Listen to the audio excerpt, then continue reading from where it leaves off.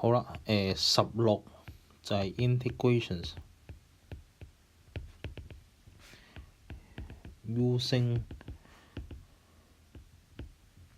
trigonometrical identities。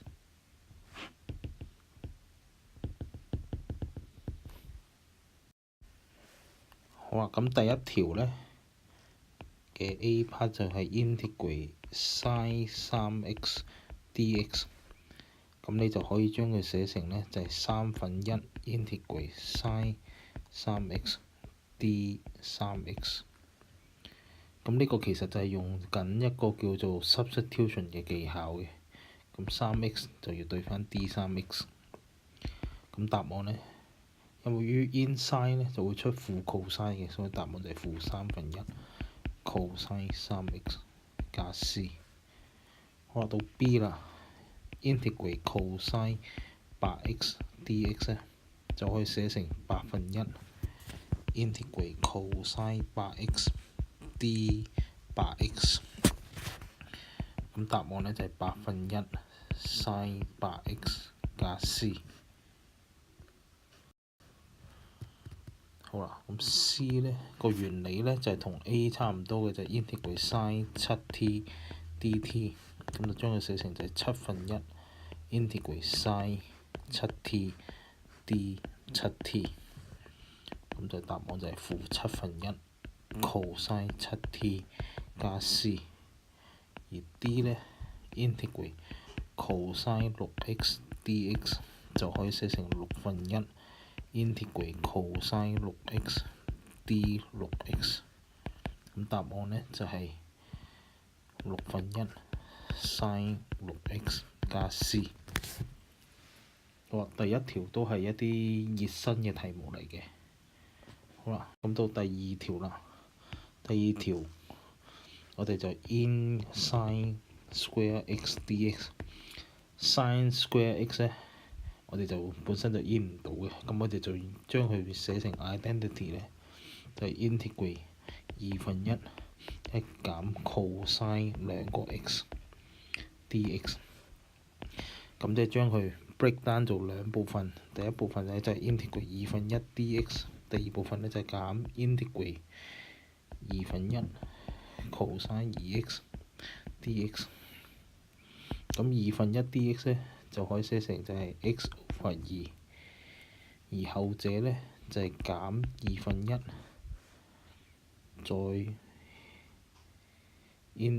再乘1/2 integrate cosine 2x d 2x。咁 in cosine 呢就會出 sin 嘅，咁所以就係 x/2 減1/4 sin 2x 加 c。咁呢個就係第二條。好啦，第三條呢都係一啲 identity 嘅題目嚟嘅，就係 integrate sin t cosine t dt。咁你用 identity 呢就可以變成就係1/2 integrate sin 2t dt。咁可以將佢寫成就係1/4 integrate sin 2t d 2t。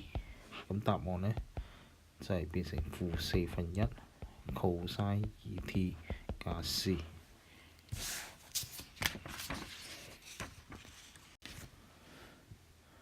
好啦，到第四條 A 啦。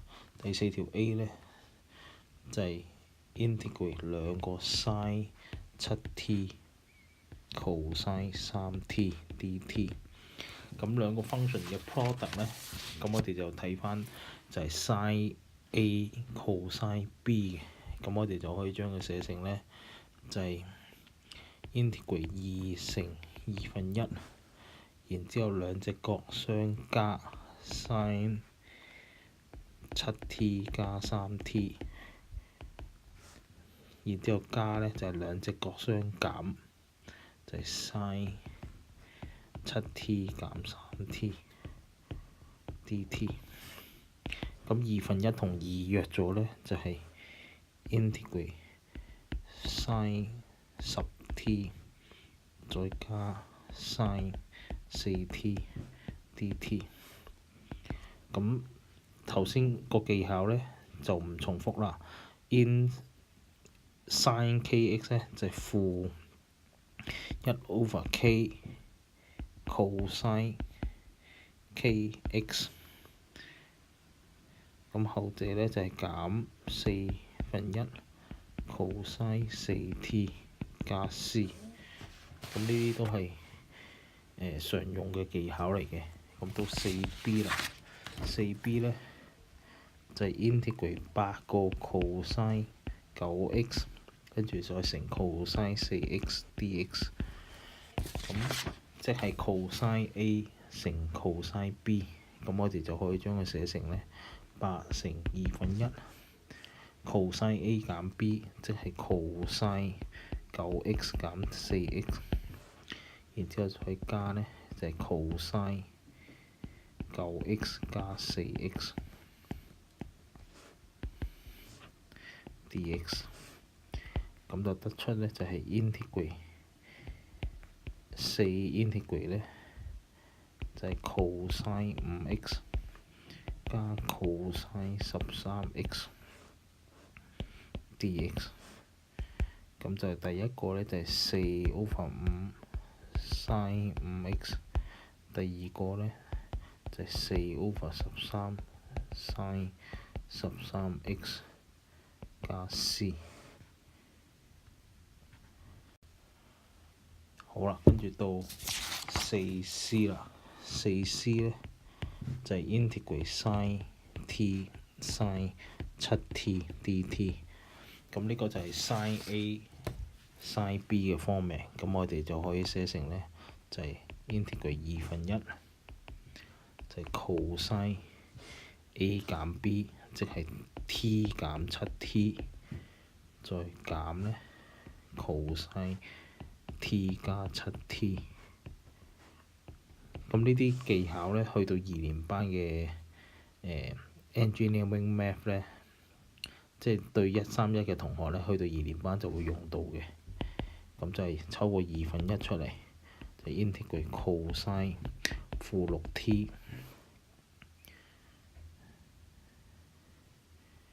再減咧就係 cosine 8個 t dt， 咁 cosine -6t 咧，由於 cosine 咧就係一個叫 even functions，cosine -6t 咧其實即係等於正 cosine 6t， 再減 cosine 8t， 咁剛才都做過㗎啦。咁 cosine 6t 咧就變成第一個咧就係變成1/6 sin 6t， 第二個咧就變成1/8 sin 8t 加 c， 咁我哋做啲 simplify 咧就係 expand 開佢就係12/1 sin 6t 減16/1 sin 8t 加 c， 咁呢個就係 4c 嘅題目嚟嘅。好啦，到第5啦。第5咧就係 integrate tangent square t dt。咁我哋知道咧，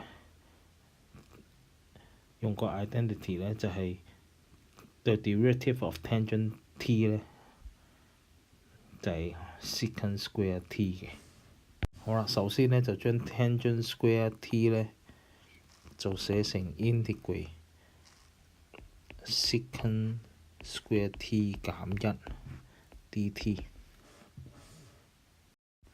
咁我哋就將佢 break down 做兩部分，就 integrate secant square t dt， 再減咧 integrate dt。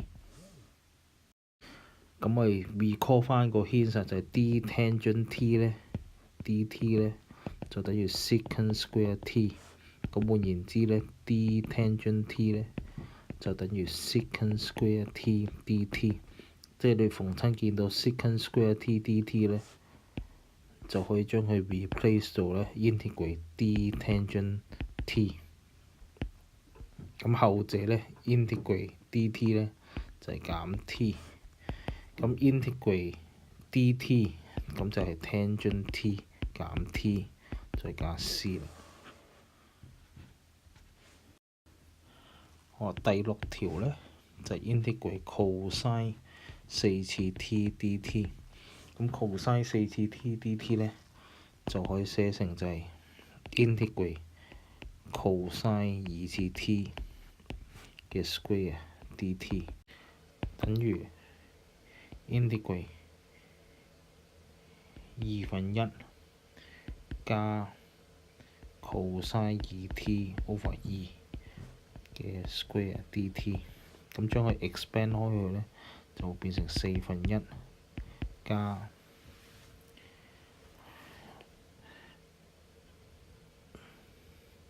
cosine 2t over 2再加 cosine square 2t over 4 dt。